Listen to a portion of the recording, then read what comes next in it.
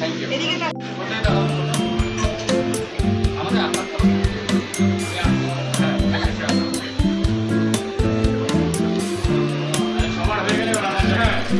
বড় করে শেষ করে বলে নিচ্ছি। ধন্যবাদ, বিশেষ ধন্যবাদ।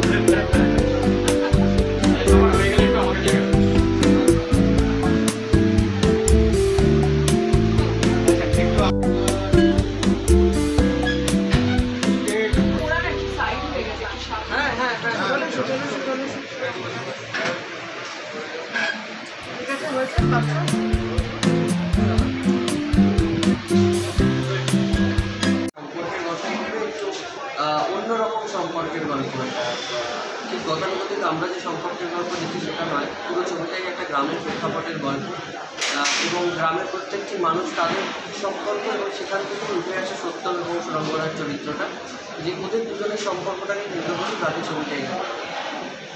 ছবির স্টোরি লাইনটা একটু বলা যাবে ছোট্ট করে, যতক্ষণ বললে অসুবিধা নেই আর কি? হ্যাঁ, ছবিটার স্টোরি লাইনটা হচ্ছে, ছবিটা এগোয় হচ্ছে স্বপ্নার মানে সুরঙ্গনা যে চরিত্রটা করছে সেই চরিত্রটাকে কেন্দ্র করে এগোয় এবং তার প্রচণ্ড স্ট্রাগল।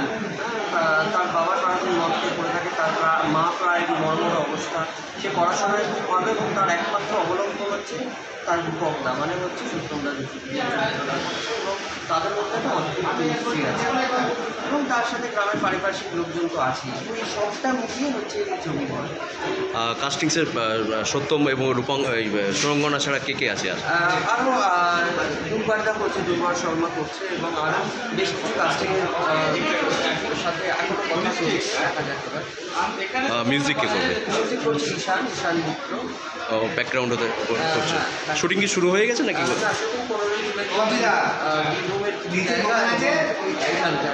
কলকাতায় রিলিজ তো এখন সেরকম কিছু ভাবনা চিন্তা নেই না? ভাবনা। Thank you. ওনার সাথে আবার কাজ করতে পারছি, একসাথে কাজ করছি, তার মাঝখানে আমরাও একজন একভাবে গ্রহণ করেছি। সেখান থেকে আমাদের বইয়ের সাথে কীরকম আন্ডারস্ট্যান্ডিং থাকবে সেটা দেখতে আমি ইন্টারেস্টেড আর কি। আমরা মানে আমি নিজের বেস্টটা দেওয়ার চেষ্টা করবো। না এত ভালো একটা সিম্পলি আমরা জানি হিজ বেস্ট, সেটা অডিয়েন্সের জন্য না ঠিক মানে সত্যি মানে অনেকদিন পরে সুরঙ্গনার সাথে কাজ অনেক কথা দিয়েছিল যে আমাদের চিঠিকে আবার সেই ক্ষেত্রে আমিও সত্যি অনেক ধরনের চরিত্র করে ফেলেছি এর মাঝখানে, তো সেইখানে দাঁড়িয়ে আবার সুরঙ্গনার সাথে 3 বছর পর আবার কাজ হবে। তো ও যেটা বললো তো একটা হিসেবে আমরা কোথায় দাঁড়িয়ে আছি, তো সেটা আমার কাছে যেহেতু চরিত্রগুলো একদমই আলাদা, প্রেক্ষাপট এবং পুরো সাবজেক্টটাই পুরো আলাদা, সেক্ষেত্রে নিজেদেরকে নতুন করে ডিসকভার করা, মানে আমি সুরঙ্গনাকে নতুন করে ডিসকভার করবো, সেই জার্নিটার জন্য খুবই আচ্ছা বন্ধুপুর ওয়াজ এ হিট, তারপরে আবার একসঙ্গে সেই চাপটা কি কোথাও কাজ করছে না? দর্শকদের এক্সপেকটেশন অলরেডি রয়েছে শুধু দর্শক আমাদের সেই টেনশনটা কি কোথাও কাজ করছে? না আমাদের দেখো আমাদের কাজ আমরা তো অভিনয় করতে এসেছি, তো আমরা অভিনয় আমাদের নিজেদের মন দিয়ে যতটা পারবো করবো।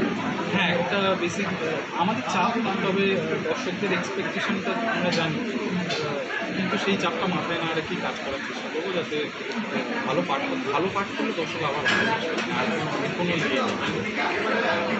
দ্বিমত খারাপ চেষ্টা করবো যতটা ভালো করার জন্য, দর্শকের যত এক্সপেকটেশন আছে চেষ্টা করবো যতটা ভালো করে করা যায়।